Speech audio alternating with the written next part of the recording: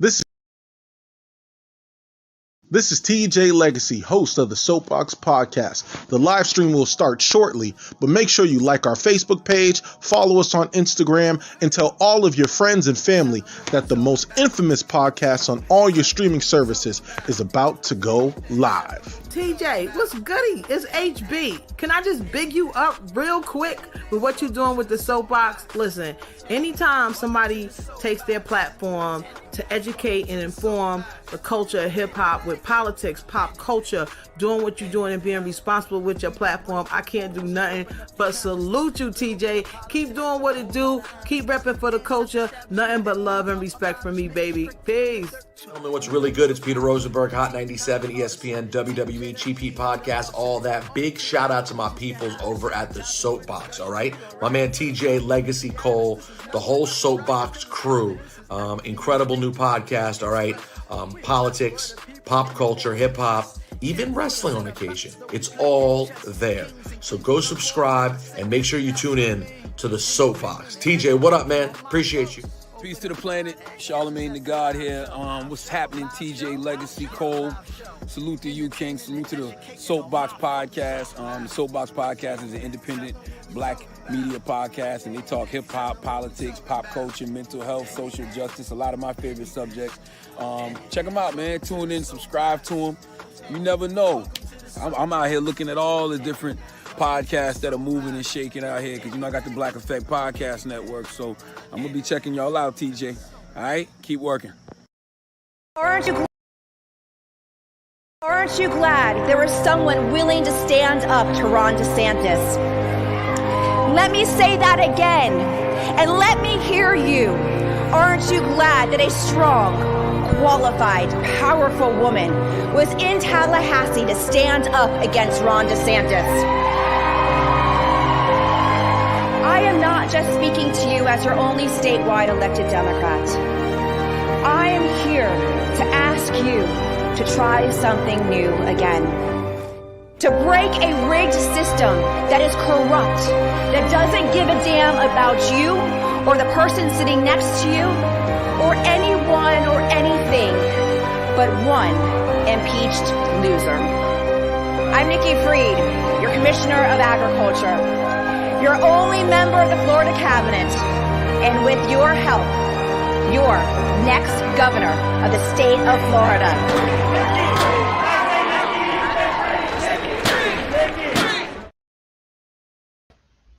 Hey, welcome to the Soapboxx Podcast. I'm your host, TJ Legacy. And of course, I am joined with the best co-host any podcast could ever ask for. All the way, we're going to go right into it. All the way from Boston, we have content creator. What's going on, Jesse? How you doing? I'm doing great. Happy to be here. Can't complain. How are you guys doing? That's what's up. Hey, we're feeling good. We got a heavy hitter on the show today. Appreciate everybody for tuning in. And of course, my man 50 Grand, I've been with this guy since 2007, all the way on West Campus in Orlando, Florida. What's going on? Independent hip hop artist Alan York. What's up, man? Peace, y'all. Peace, y'all. I'm feeling good. You see, I had to change the background a little bit. I snuck some books in the corner. I'm feeling real serious. I got to blend in with the people, man, but I'm feeling wonderful. TJ, how you feeling, brother? Hey, feeling good, feeling great. Of course, that's a little Easter egg. The books is a little Easter egg. Y'all will understand why he said that in about a second. But I would be remiss if, of course, you guys know Just Javonni is not here. She had a conflict, but she's definitely with us in spirit. But to add weight to this conversation, we have a heavy hitter, not only in the state of Florida, but nationwide as a political organizer. Special guest host, what's going on? Miss Donna Davis, how you doing? Ooh, with the glasses. Oh, the glow. Listen, I'm just trying to make it out here, man. Keep the blue light out my eyes so I don't go blind sitting in front of this computer all day. Yes. Well, we appreciate you being here and joining us on the Soapboxx Podcast. But let's get right into it because we want to make sure we know our time is limited. But we have, of course, elections coming up. And we have someone who is not only a triple gator, not only the Florida Commissioner of Agriculture, not only somebody who's been a public defender, but she's vying for the Democratic nomination for governor to potentially defeat Ron DeSantis in the general election in November. Ladies and gentlemen, Soapbox Nation, please welcome Commissioner Nikki Freed to the Soapbox Podcast for the very first time. What's going on? How you doing? Everybody, round of applause. Round of applause. Thank you for having me. I'm excited for this conversation. Absolutely. And we're excited for you to be here. And I would just say off that, I appreciate your accessibility, especially when it comes to Black media platforms. A lot of times, statewide candidates do the church circuit, right? And the Black media outlets are kind of left to have crumbs. You and your team have been very much accessible to Black media outlets, independent Black media outlets. So for that, we want to say initially, thank you very much for your graciousness. Of course, because it's important. It's really important to me to make sure that one, I'm listening to all different voices, to make sure that I am accessible, to make sure that we're going where the voters are, and not all the voters are going to church on Sundays. And I want to make sure that you're right, I'm accessible, people are hearing from me, and that this is truly a partnership of how to make our state better. Absolutely. And we want to make sure that we shout out to Soapbox Nation. Shout out to Lisa, who's one of our regulars. Lisa, thank you so much for tuning in. What's going on, Soapbox Podcast? Well, let's get right into it. Jesse, what's popping? What's popping with the Florida elections? So for those of you who may not know, you are about to find out, okay? Early voting starts August 13th and ends August 20th. The polls open from 7 a.m. to 7 p.m. So whether you're an early bird or a night owl, get your booties to the poll. Okay. Election day is August 23rd, with the general elections being on November 8th. So get out there and vote. Like I said, if you're an early bird or a night owl, 7 to 7, be there. And yep, I just wanted to kick off the conversation by asking you, Commissioner Freed. First of all, thank you for being here. I'm happy to have you here. It's a pleasure to have you here on the Soapbox. And please call me Nikki. This is informal. Call me Nikki. Okay, Nikki. All right, girl. Nikki from around the way. Okay. Yes. Okay, Nikki. So I wanted to start off by asking you, if Florida Democrats elect you as their nominee for governor, what does that say about the direction of the Democratic Party? It says that it's time for something new, a new face. In the primary, I'm running against somebody who was a past Republican, was a past independent, now is a Democrat. And we're looking for fresh faces, fresh ideas. And so us winning the primary, look, I'm running against the system. All of the old guard from the Democratic Party of Florida are all behind my opponent. I am scrappy. I come in, I get down to business. I don't talk about placating and rainbows and sunshine. I get to work. And that is the biggest difference. And I think that when we win this primary, it is going to be a fundamental shift in how Democrats are viewed in the state of Florida, but across the country. I'm a new face, I'm a new perspective, and willing to go on podcasts like this and willing to talk to everybody. And I'm not a typical Democrat. My mom is a diehard Democrat. My dad's a diehard Republican. What I always like to say is, we don't judge him. We just do a lot of praying for him. But it's a different face, and being able to talk to everybody, new perspective on things.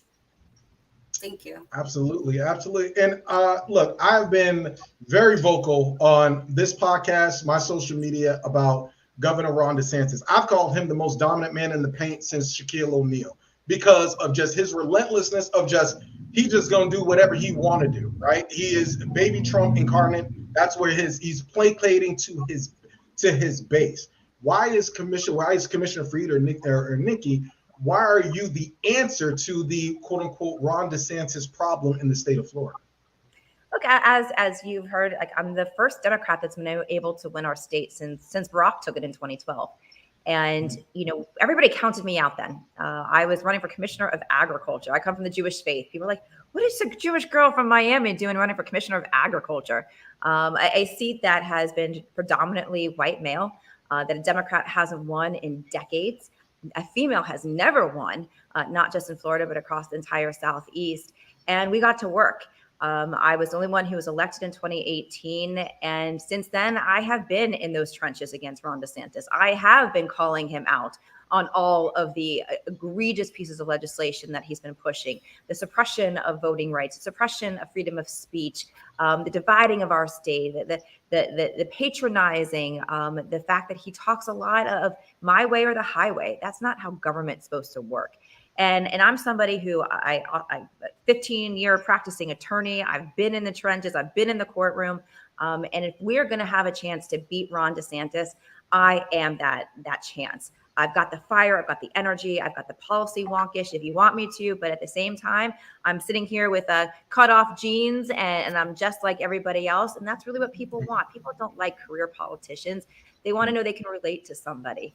And that's going to be us again, taking on DeSantis. He definitely has a loud voice, but what I say all the time. So I went to, as you heard, went to the University of Florida for law school. He went to Harvard Law. But we get into these debates in the cabinet meetings all the time on policy. And so when I beat him, which is pretty frequently, I say Harvard 0, UF 1. And so I wear a badge of honor that I get under his skin on a pretty consistent basis. Okay. Well, I know the narrative. I know the narrative has been. I'm gonna get you to you. I know the narrative has been a lot of like this is the last leg of Florida has been under DeSantis has been the last leg of Trumpism, and you know a lot of that him placating to his base. How do you toe the fine line of wanting not only just the nomination, however, but like you need to get a lot of these undecided voters, but then potentially these independents. How do you tailor your message to making sure that you have a strong Democratic base, but making sure that you're getting those independent and also some of those Republicans that said or conservatives that have said enough is enough? Yeah, I mean, look, that's what I did in 2018. 2018, we had 3 recounts in 2018. I was part of the recount with Andrew, as well as Senator Nelson here in Florida. And the amount of people that would call during that recount that says, oh my God, I can't tell you how many ballots we just saw. That was a Rick Scott, Ron DeSantis, Nikki Fried ballot. The people already crossed over for us. Because I was talking about things that transcend partisan politics. My campaign in 2018 was on 3 W's: weed, water, and weapons. And those are issues that really transcend partisan. And so that's how we won in 2018. That's how we're going to win in 2022. Not only exciting our base, not only talking about things that need to be fixed in our state, but really talking to those independents and those moderate Republicans because they are fed up. They are frustrated. Ron has really radicalized the Republican Party, and he doesn't shy away from it. Every single day, he goes further and further. I talk to Republicans all the time. I'm going to areas of our state that Democrats have never been to. And I'm Commissioner of Agriculture. So which means that I have the flexibility and ability to get into our rural communities that a Democrat hasn't been able to get into in almost 30 years. And we're going to be able to have a message that transcends partisan politics. Because at the end of the day, do you know what most people in Florida are talking about? They're not talking about culture wars. They're not talking about CRT. They're talking about the economy. They're talking about the fact that right now we've got 2 states in Florida. We've got one for the billionaire friends of Ron DeSantis and one for everybody else. That is not a partisan issue. Okay. Alan, what you got, man? Yeah, so I mean, it's actually funny that you say that because I do think that the sentiment is, and I've actually heard you speak on this previously, is that the Democrats really do have a messaging issue. You know, we can say whatever we want about the governor, but even if we can describe him as radicalization, but that is a messaging strong point to his base. So you are going to have to deal with dealing with the messaging with the Democrats, but also, as you stated, trying to reel in bipartisan. So how do you figure that you can tiptoe that line by getting people who are honestly thinking about leaving the Democratic Party, and then also people who have been lifelong Republicans? So how do you feel that you'll be able to kind of galvanize both? Yeah, because I'm going to talk just frank. You know, we're not always going to agree on every issue. That's impossible. No candidate is perfect. No candidate is you're going to agree with 100% of their issues. But what I'm going to do is I'm going to continue to show up. And that's half the battle, is showing up for our different sectors of our state, for different populations. You show up and you listen. And you're right, Democrats have had a messaging problem because here's what we as Democrats do. We are right. Let me talk to you about the policy issues. And you go so deep into the weeds of a policy position just to prove your point that you're right on policy. And that's not how you win. You got to win. You got to talk to the emotions. You got to make people believe in who you are. And at the end of the day, it's still about the beer test. Who would you rather have a beer with? A lot of times. And so being able to have these frank conversations, which I'm doing all the time. I have friends that are Republicans that I was actually talking to earlier this week that have said, listen, we've been a diehard Republican our entire life, but this isn't my party anymore. They've become so radicalized, and even on abortion, because we know that right now that 67% of Floridians didn't want Roe overturned. Certainly didn't want this 15-week abortion ban that doesn't have any exceptions for rape or incest. And so you just start talking pragmatic. And no one wants this anger and animosity that we're seeing all over the state and all over the country. People just want to be left alone to do what they want to do, love who they want to love, party how they want to party. And at the end of the day, like Governor DeSantis talks a lot about the free state of Florida. He's not talking about freedom. He's talking about oppression. Well, we're definitely going to get to the topic of abortion, because we know that you're a staunch, proponent and advocate for women's rights and pro-choice. But I want to get to Donna. Donna, you're someone who's on the grassroots.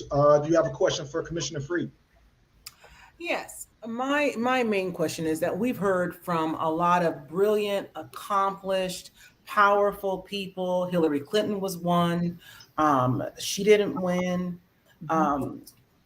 Why, with the state that the Democratic Party is in right now, and the way Democrats have failed. I'm a lifelong Democrat. I campaigned for Democrats.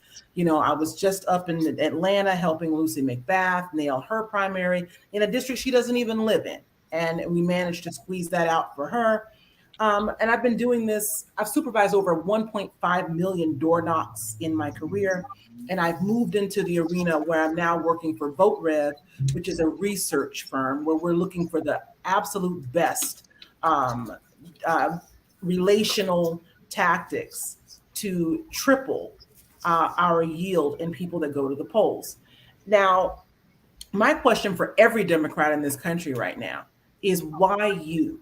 Because I think it's awesome that you're accessible, and I think it's wonderful that you support marijuana. I think it's wonderful that you're the only candidate that's never talked against abortion, especially at this moment in our history where we're seeing the rollback of civil rights that we've enjoyed for over 50 years, for almost 50 years.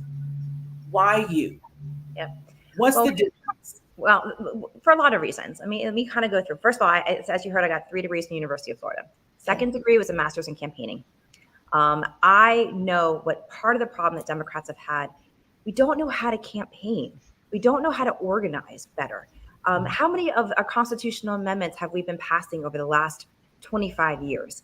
From class size amendment to restoration of civil rights to medical marijuana to fight for 15, all that are progressive in nature, and they're winning by 60, 70%. It tells me that the people of our state agree with our issues, but we're not talking about them properly, and we're not campaigning properly. And what I think two of the biggest things that I saw happen, one, we are only trying to turn out the blue. And that was one of the problems that happened with Hillary, and that happened with Joe as well. We can go into a whole nother soapbox. Gotcha. I did that. about what went wrong in Florida in 2020. But what has happened is that we just turned out the blue.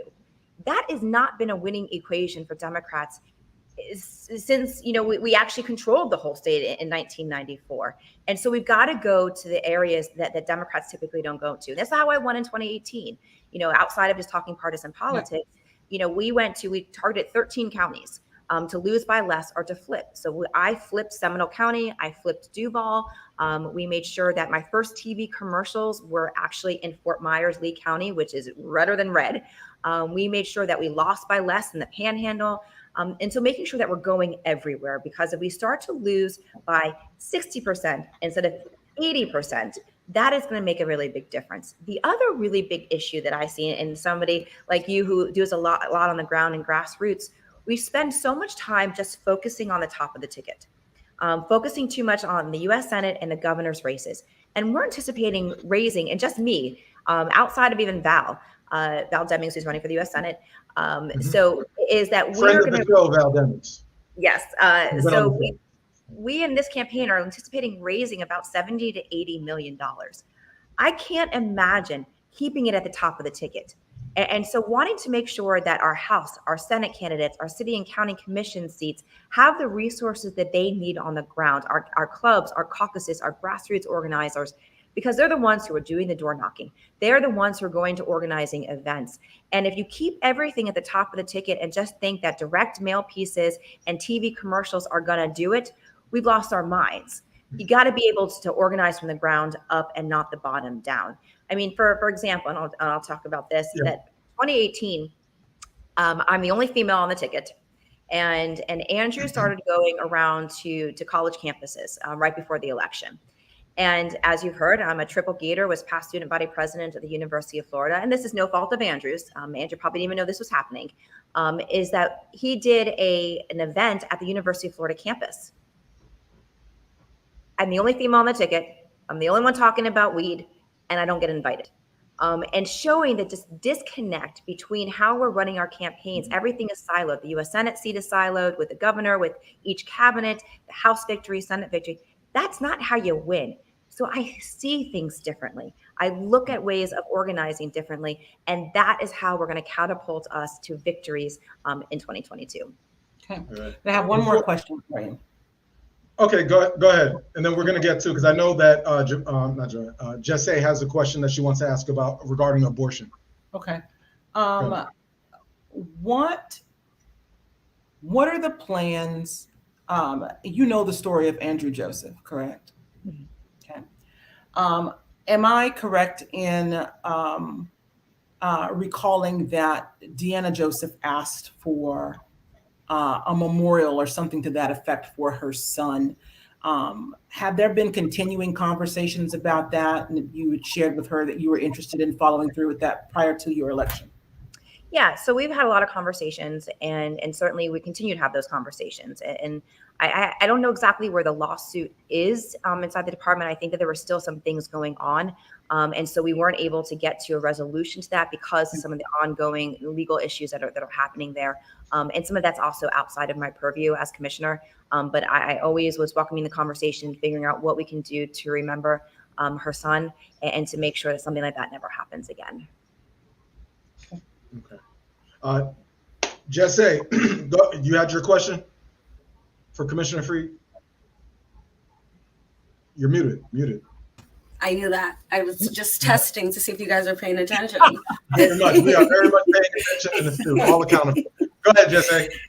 So I'm a mother to 3 beautiful boys who I absolutely love, but I know that some women might be conflicted as to if becoming a mother is the right choice for them. So with Florida's new abortion law, it bans abortions after 15 weeks. But with the overturning of Roe v. Wade, some fear that Governor DeSantis could put even stricter laws in place. So my question to you is, what's your message to women right now who are up against that 15-week deadline with no recourse? And as governor, what policies would you support or like to see to protect a woman's right to choose? Yeah, this is a really hard, gut-wrenching time in our history, not only in Florida, but across the country. And right now, that 15-week abortion ban is in place. A judge in the lower court had suspended it, and then instantaneously, the governor appealed the case. And now our attorney general wants it going directly to the Supreme Court, which unfortunately, my gut doesn't tell me that they're going to uphold the right to privacy in our Constitution. And unfortunately, I have a challenger in the primary who appointed some of those conservative judges who have been plotting to overturn the right to privacy in our state. So for those women that are out there right now, there are options. There are a lot of great options for support. Going on to Planned Parenthood's website, there's a lot of groups that are trying to do reach out to make sure that you've got the resources, that if in fact you have to now travel outside the state of Florida, that we're going to find those resources for you. But this is a major priority. On day one of my administration, we'll be putting in a state of emergency for women's reproductive health care. This way, it gives me the opportunity to keep funds back for any state attorney who prosecutes a woman for having an abortion after 15 weeks, or even going after any of the doctors who engage in having an abortion after 15 weeks.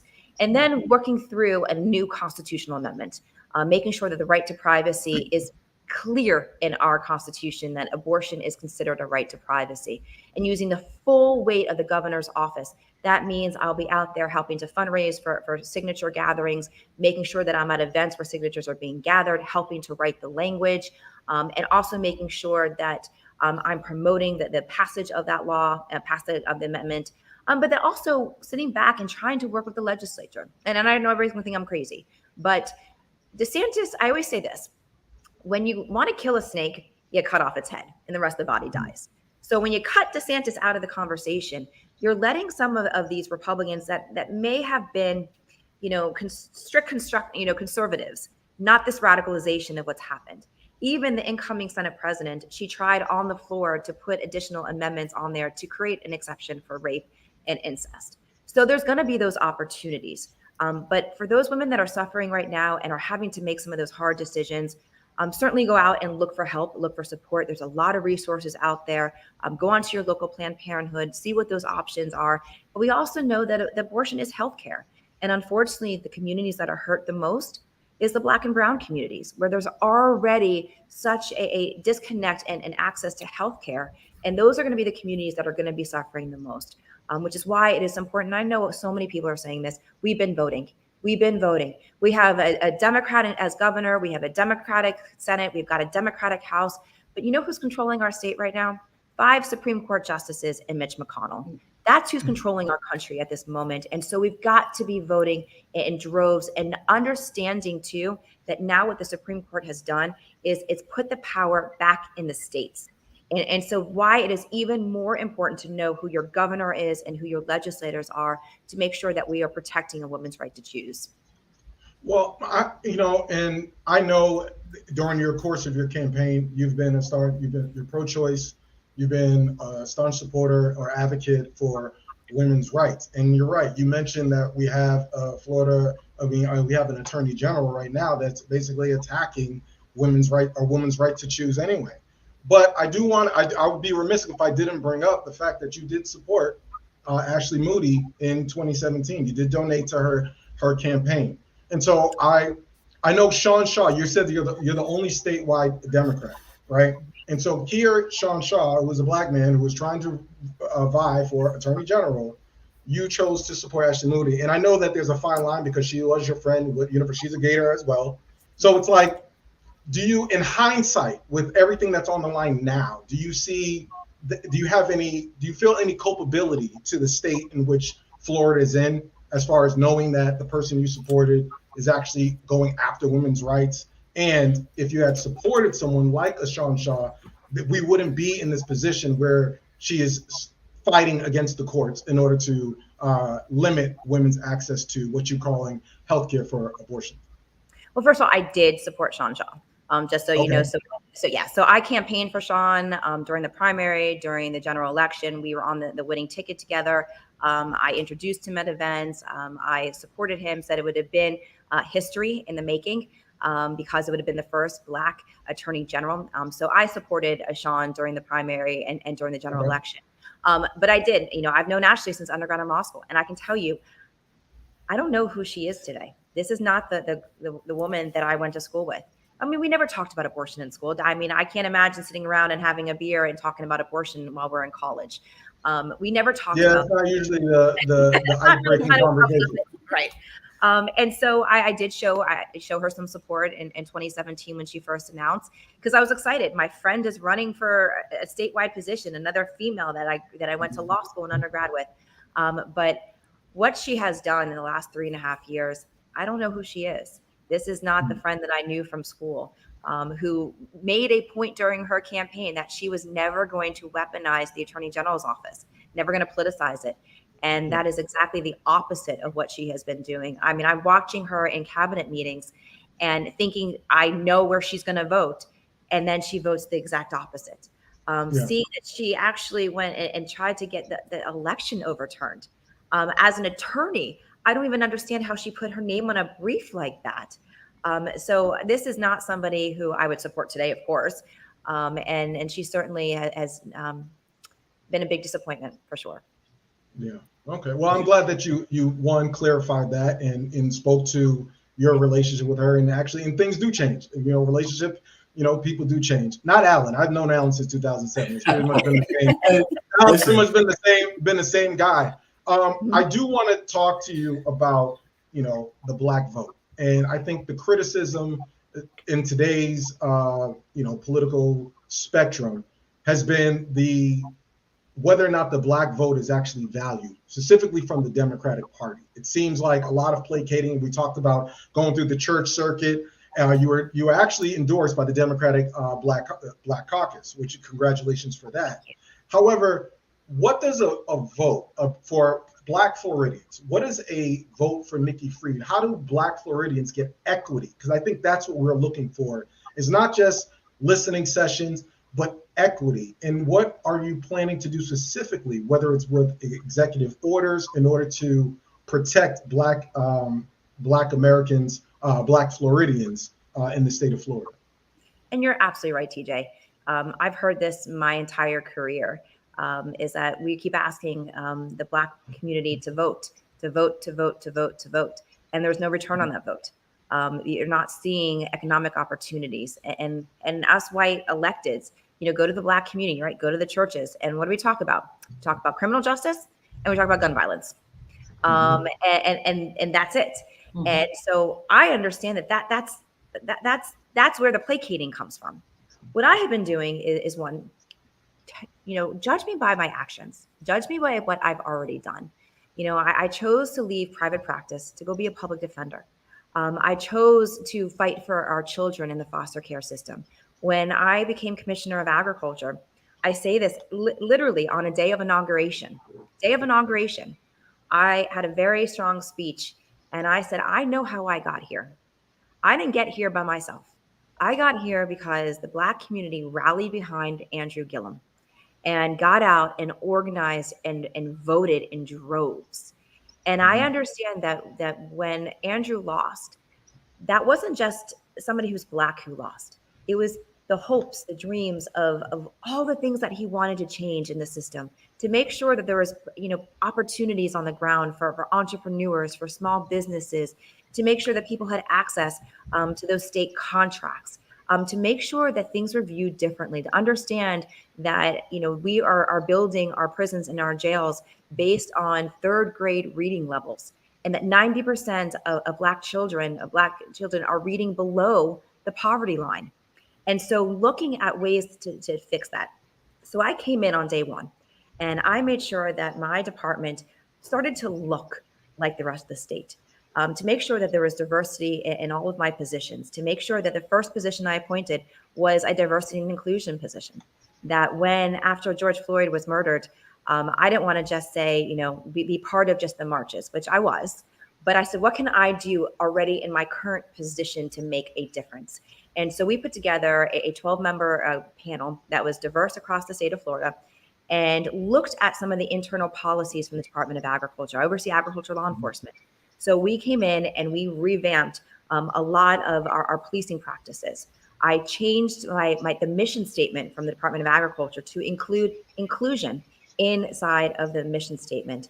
And so we've also had the first ever, I appoint every single year a agriculture woman of the year. For the first time ever was a graduate from FAMU, making sure that the appointments that I was doing on the Status of Women Committee were diverse and putting women of color on those boards. And so as governor, I get it. It's about generational wealth. It's about truly investing into our Black communities and making sure that we're finding, I want to do economic councils where you're putting people on these councils that from the Black community that have seen success, whether it's in the business side or the medical side or entrepreneurs, and then creating kind of like these pods all over the state that creates opportunities to educate on how to start a new business. Like I said, I'm going to try. Yeah, go ahead. I want to, and I'm going to stop it because you said something that I've always I've heard candidates are saying. So when it comes to the Black community, there's always listening sessions. There's always, we'll give this African American, we'll have the inclusion, we'll give this person a position. We'll have this focus group. However, when it comes to whether it's the LGBTQ community, when it comes to Latinx community, when it comes to other demographics, it's more about economic base, it's more about decisions, it's more about action. So when we're talking equity, when it comes to the Black community, it's talking about how do we stop Black Americans from being killed with impunity by law enforcement? How do we make sure that we have a foundational economic base in the state of Florida that, or what policies, how are you going to use those executive orders within, let's say, your first 100 days to specifically impact the lives, the everyday lives of Black Floridians? Because as great as that sounds as far as being on panels and committees, that's not necessarily touching the grassroots folks in the immediate impact. So I really would like you to kind of like specifically talk about your plan about how Black Floridians are going to be impacted for your vote, because Black Americans are like, look, we're dealing with that with Joe Biden. We're like, okay, we voted for you, but what are we getting out of the deal? And so that's what I want you to speak. To speak to. And just, I was going to go on too. It's like, and you're absolutely right. You are 1,000% correct. And so when I said I was putting together committees, it was more to get to action items, which is what we did. So it wasn't just putting people on committees, it was action items. And also recognizing inside the Department of Agriculture that we know that our Black farmers have been discriminated against, and what is happening with opportunities to go after those loans. So what we have done is we've brought in light to some of those issues, that we actually had changes that we made inside of, and I oversee as part of the cabinet, the Office of Financial Regulation, OFR, and knowing that there is still discrimination on giving out loans to Black farmers. So we came in here and we created new programs with the OFR to make sure that there was access to that capital so our Black farmers can succeed. So we have been working through some of those things. And so even as governor, and it starts with access to that capital, making sure that when we have our economic development office, every single month, I'm seeing them giving out these big checks to white communities. What is happening to the Black communities? And so when you start having somebody who has a different perspective, a different mindset, to say, okay, what do we do here? Start taking some of these dollars that are state dollars that are supposed to be for economic development and putting that money directly into our Black communities. That when we legalize cannabis, that money has to go back to the Black communities, the communities that have been the most harmed by the war on drugs. Making sure that right now there's an 8%, it should be a floor, but a ceiling on the amount of state contracts that are given out to Black businesses. Why is that 8% there? First of all, we need to change that in the statutes, but even more so, that 8% should be a very, very, very low floor. Floor. This has to be an opportunity to make sure that there is more diversity on some of those contracts that are given out, and working with our local communities to see exactly how we can work to increase entrepreneurship opportunities, to make sure that there's access to those dollars to create that generational wealth that needs to happen in our Black communities that no one else has been paying attention to, that has to happen. Okay. Absolutely. Well, are you, by the way, are you feeling okay? Because I know your team had told me that you're a little under the weather. You're good? Yeah, no, I've been losing my voice because I've been screaming so much. You've been screaming, okay? Because we wanted to because I know we're pressed for time, and we wanted to make sure that we got enough of our conversation in the time that we actually have. So, but real quick, Alan, screaming, I've been losing my voice. Okay, Alan, where can people find us on social media? Well, Soapboxx Nation, first and foremost, we appreciate you guys tuning in. If you are not subscribed, you can find us everywhere at Soapboxx Podcast. That's right. Soapboxx, 2 X's, podcast on whatever DSP that you are listening to, including Facebook and YouTube. Once again, we appreciate our Soapboxx Nation, everyone from New Zealand, everyone from Germany, everyone in Europe, everyone in Africa and the Caribbean islands that's been supporting us. We appreciate y'all, and make sure y'all tell a friend to tell a friend. We have a lot of big and interesting things going on in Florida that I think, Florida has been a big topic of conversation because we move the needle so much. So these are important conversations, and this is an important decision. So thank you so much, Ms. Nikki, for coming by and having this conversation with us. Absolutely. And I know that we want to get some other questions in, and we're going to try to get at least one question from Soapbox Nation, our loyal listeners. I did 9 years ago, and actually I just realized this before we came on. 9 years ago, the verdict of yesterday, the verdict of George Zimmerman in the Trayvon Martin case came down. And this is in Tallahassee. This actually was in Tallahassee, where I gave a speech after that verdict, where students from Florida State, students from FAMU, all over, were coming and verging onto the Capitol to get healing, to get direction, to try to figure out what are we doing now, present day 2022.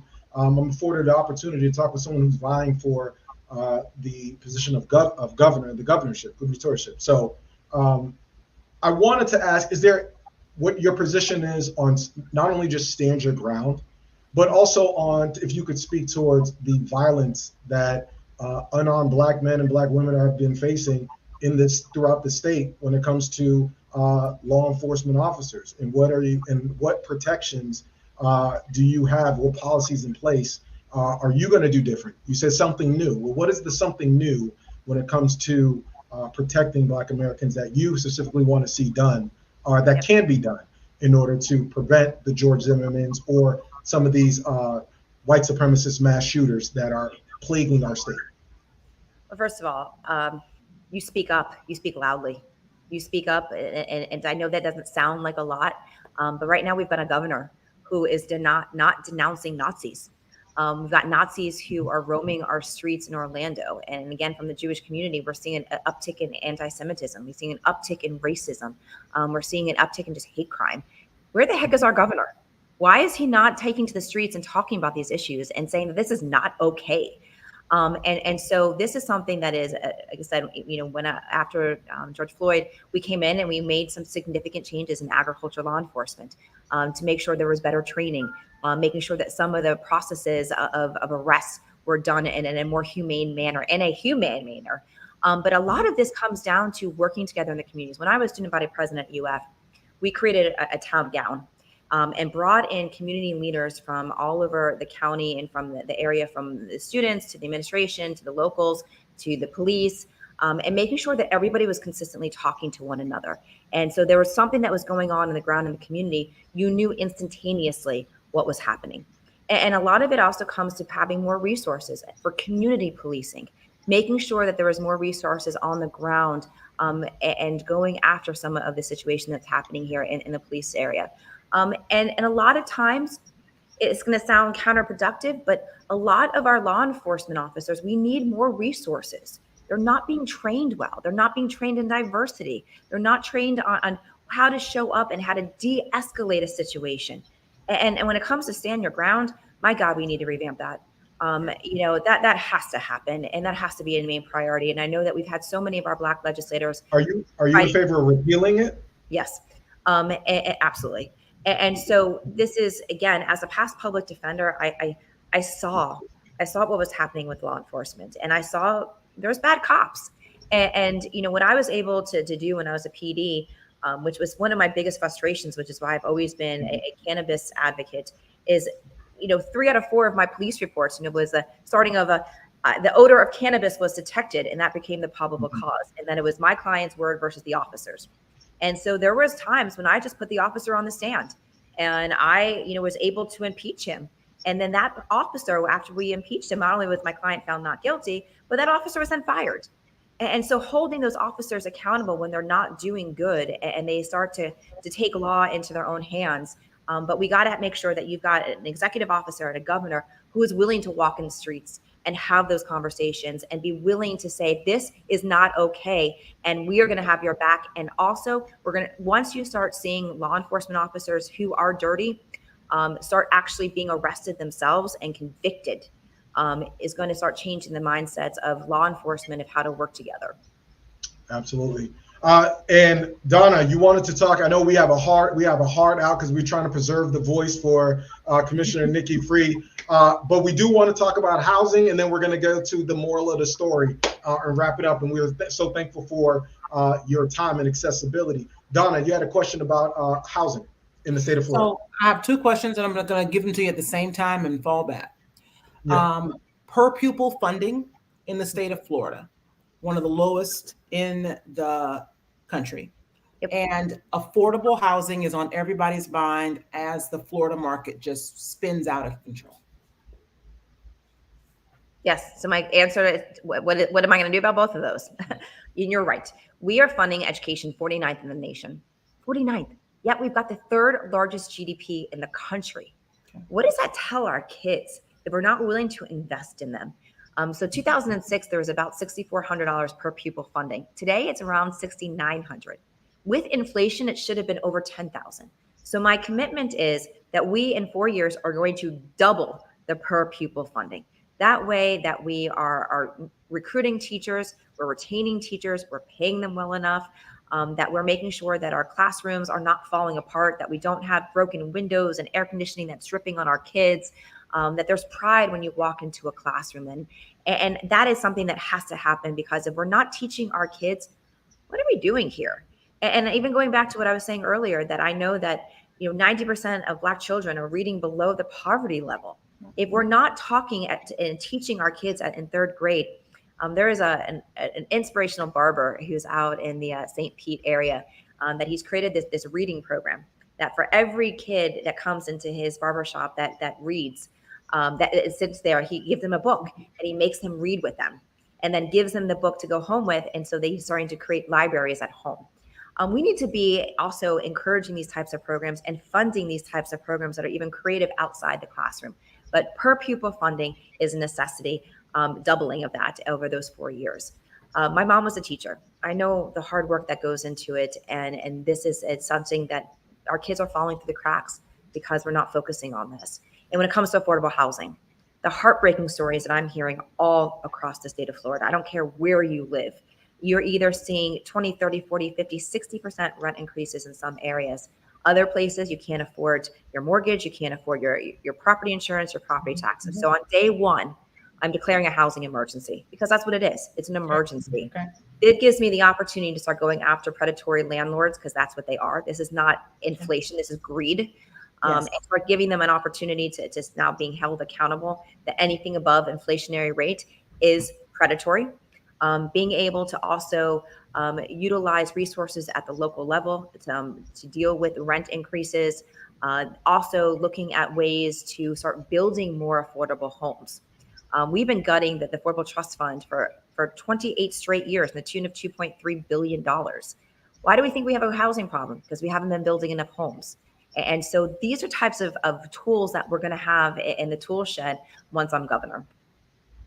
Absolutely. Listen, Commissioner Free, we definitely want to respect your time, but we do a segment on our show every week as we wrap up the show. Thank you so much for being on the Soapboxx Podcast. But we have a segment called Moral of the Story, where we kind of put a nice little bow on the conversation. So to show you how it's done, we're going to start with the lady from the north, Jesse. Jesse, what is your moral of the story?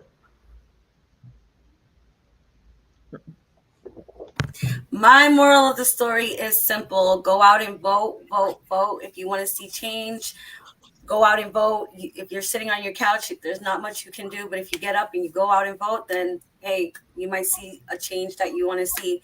And as a reminder, polls open August 13th and close August 20th. Appreciate that. Appreciate that. And of course, friend of the show, thank you, Ms. Donna Davis. What is your moral of the story? I would like to see, you're being called the de facto leader of the Florida Democratic Party. And if you become governor, I would simply ask that we do everything in our power to restructure that apparatus so that young people can take it over and reshape Florida's government in a fashion that's going to serve their futures, right? You talk about people that are trying to people have young children. our lady from the north said earlier, these things are important. Childcare, housing, the quality of education. If the state is holding back on young people, we don't have a future. So the moral of my story is, please look at younger people who are just starting out with their careers and their families, and legislate and guide the state in a way that it can be a state for young people and not just for seniors. Absolutely. And of course, my man, Alan York, what's your moral of the story, sir? Peace, y'all. Peace. First off, wonderful conversation. We appreciate everyone for listening. Now, my moral of the story is going to be for all of the voters out there. If you are deciding to go out there and use your voice, I want everyone to look at the bottom of the ballot. The bottom of the ballot is where you look, because people who are in big positions, they didn't start off in big positions. They started off in small positions. So instead of complaining about someone who's in a bigger position that you don't like, start supporting everyone in those smaller positions in the bottom of the ballot. So that's the moral of the story. Peace, y'all.